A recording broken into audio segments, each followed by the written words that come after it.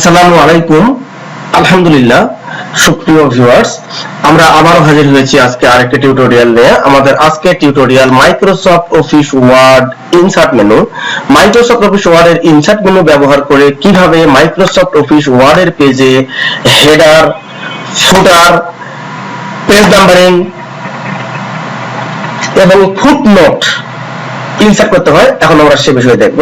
সুপ্রিয় viewers, Microsoft Office ওয়ার্ডের পেজে হেডার ইনসার্ট করার নিয়ম প্রথমে আমরা দেখব কিভাবে হেডার ইনসার্ট করতে হয়। সেজন্য প্রথমে আমাদেরকে যেতে হবে ইনসার্ট মেনুতে। সুপ্রিয় ভিউয়ার্স, আমরা ক্লিক দিলাম ইনসার্ট মেনুতে। ইনসার্ট মেনুতে ক্লিক দিবার পরে আমরা এখানে বিভিন্ন প্রকারের অপশন দেখতে পাচ্ছি। বিভিন্ন প্রকারের অপশনগুলো থেকে আমরা বেছে নেব যে আমাদের প্রথমে আমরা হেডার ইনসার্ট করব কিভাবে।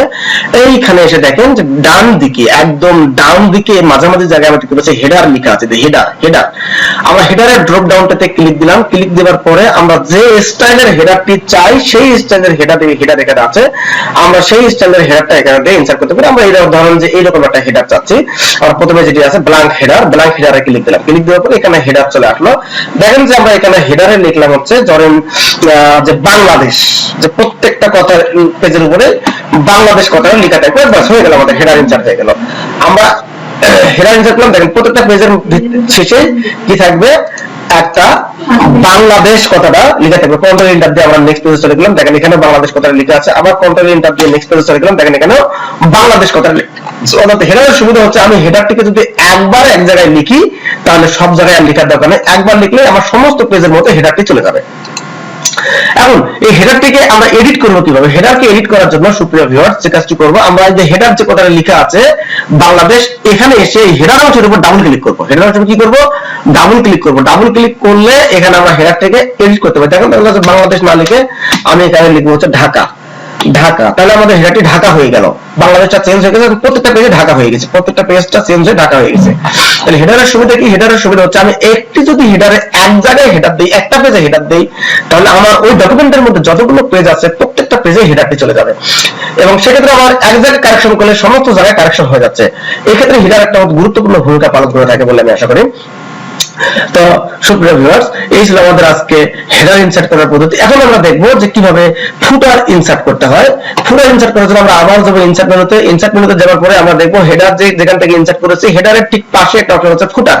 এখান থেকে এসে আমরা ফুটারের ড্রপ ডাউন মেনুতে ক্লিক দিলাম। ক্লিক দেওয়ার পরে বিভিন্ন প্রকার ফুটার স্টাইল এখানে আছে, বিভিন্ন প্রকার ফুটার স্টাইল আছে।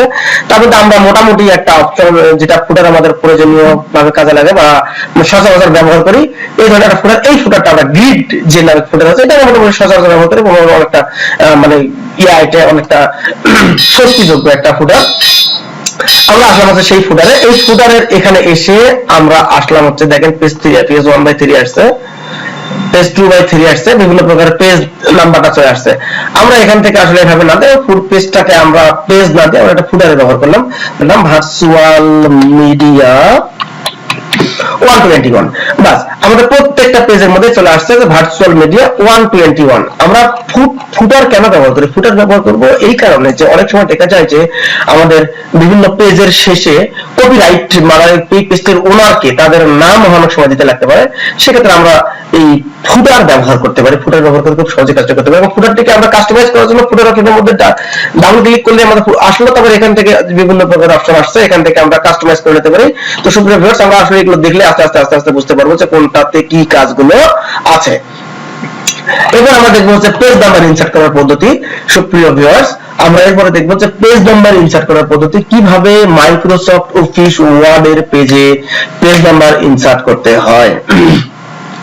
সেক্ষেত্রে আমরা প্রথমে যাব হচ্ছে আবার যাব ইনসার্ট মেনুতে। ইনসার্ট মেনুতে যাওয়ার পরে আমরা এখান থেকে দেখছি এই যে হেডার এবং ফুটার যে এখানে আছে তার পাশে যেখানে অপশন আছে পেজ নাম্বার।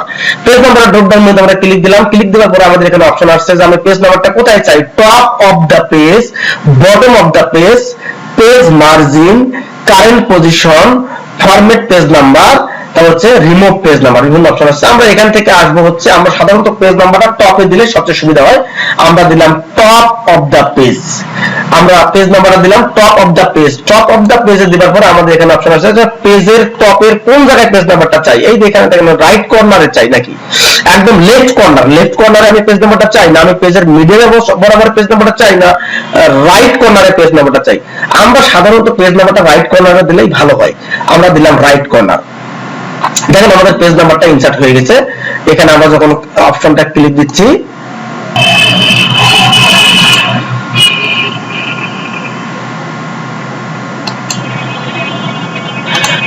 আমাদের পেজ নাম্বারটা ইনসার্ট হয়ে গেছে।